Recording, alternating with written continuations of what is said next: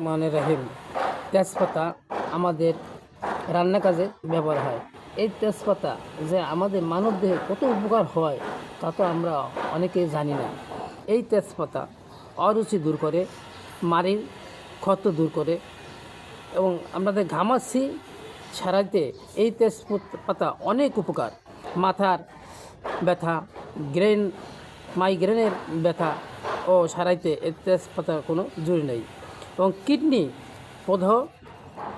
প্রদাহ যোগাইতে সাহায্য করে এবং এটা আপনারা দেখেন রান্নাকাজে ব্যবহার করি আমরা, দেখেন এর ভিতরে কত গুণাগুণ রয়েছে।